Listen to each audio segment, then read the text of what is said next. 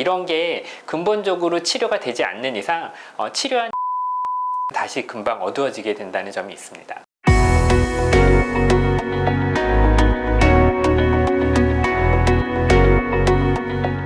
안녕하세요. 클리니크 후주의 이규엽 원장입니다. 오늘은 눈 밑에 생기는 다크서클의 기전과 치료에 대해서 한번 말씀드려 보도록 하겠습니다. 눈 밑에 이렇게 색소가 어두워 보이는 거를 이제 흔히 다크서클이라고 통칭을 하는데, 사실 다크서클의 원인은 한 3가지 정도로 크게 나눠 볼 수 있습니다. 첫 번째는 실제로 눈 밑에 색소가 있는 경우고요. 보통 이제 갈색이나 좀 더 어두운 회색의 색소가 생기는 경우가 있고, 젊었을 때나 어렸을 때는 없었는데 나이가 들어가면서 점점 짙어지는 게 대부분이고, 어떤 유전적이나 선천적인 영향으로 눈 주위에 색소가 짙은 분들도 있고요. 아니면은 이제 어떤 다른 후천적인 원인에 의해서 짙어지는 분들도 있습니다. 두 번째는 어떤 그림자가 지는 경우가 있을 수 있는데, 눈 밑 지방이 튀어나왔거나 아니면 눈물꼬랑이라고 하는 눈 밑에 꺼진 부분이 있다던가 그런 게 있으면은 눈 밑에 그림자가 져서 다크서클처럼 보이게 됩니다. 눈 밑 지방은 나이가 들수록 조금씩 튀어나오는 게 일반적이고요. 물론 이제 젊었을 때부터 많이 튀어나온 사람도 있고, 나이가 많이 드셔도 안 튀어나오는 경우도 있지만, 눈 밑 지방은 조금씩 튀어나오게 되고, 그 눈 밑 지방의 바로 아랫부분 눈물꼬랑 부분 같은 경우에는 나이가 들수록 점점 꺼지게 됩니다. 왜냐하면 거기를 지지해주고 채워주고 있던 지방하고 지지인 데가 아래로 좀 처지기 때문이고요.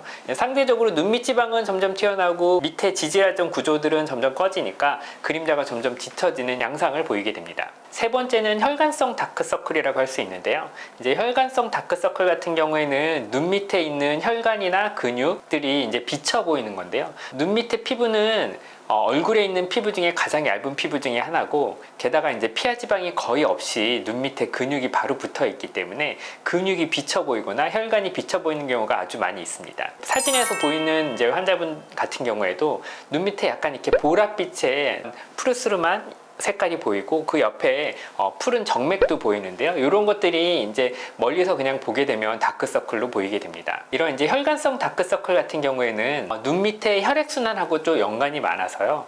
혈액순환이 잘 안 되면 우리가 흔히 울혈이라는 증상이 생기게 되는데, 쉽게 말하면 혈관이 혈액으로 가득 차서 잘 흐르지 않게 되는 겁니다. 그런 울혈은 혈액순환이 안 좋은 거일 때 이제 생기게 되고, 이 눈 밑에 혈액순환이 안 좋게 되는 가장 큰 원인은 사실은 코에 있는 경우가 제일 많습니다.